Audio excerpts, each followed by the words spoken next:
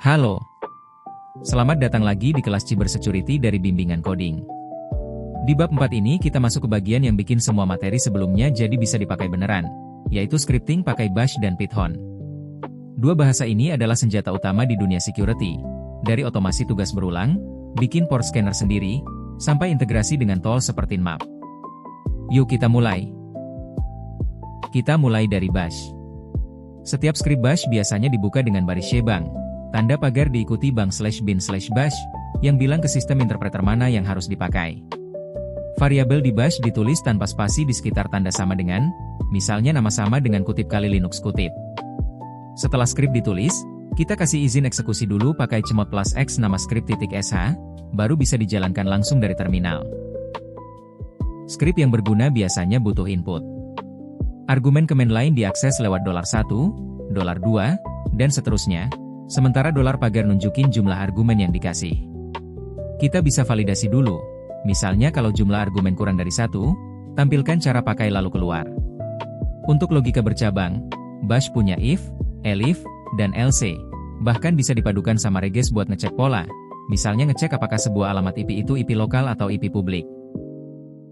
Buat kerja berulang, Bash punya for loop yang bisa jalan di atas rentang angka atau array, sama while loop yang jalan selama kondisinya masih benar. Supaya skrip lebih rapi, kita bisa bungkus logika yang dipakai berkali-kali jadi fungsi. Fungsi check port di sini, misalnya, nyoba connect ke host dan port tertentu pakai timeout, terus return 0 kalau portnya kebuka dan return 1 kalau tertutup. Variabel lokal di dalam fungsi cuma hidup di situ aja, gak nyampur sama variabel global.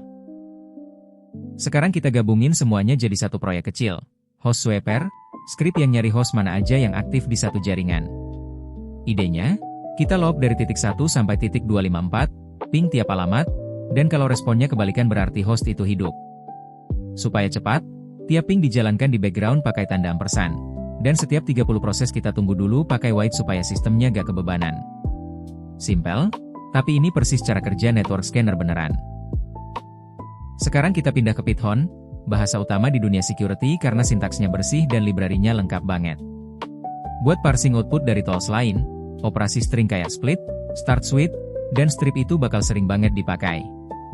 Python juga bisa kerja langsung sama database, yang penting banget buat network programming, sampai list comprehension yang bikin kita nulis logika filter dan transform data cuma dalam satu baris. Modul socket itu dasar dari hampir semua tools network di Python. Fungsi check port di sini nyoba connect ke host dan port, terus balikin true kalau portnya kebuka. Ada juga fungsi ambil banner yang narik informasi service langsung dari responsnya, kayak versi SSH atau web server.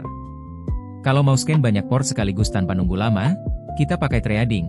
Jadi tiap port dicek di thread terpisah secara paralel, jauh lebih cepat dibanding scan satu-satu berurutan.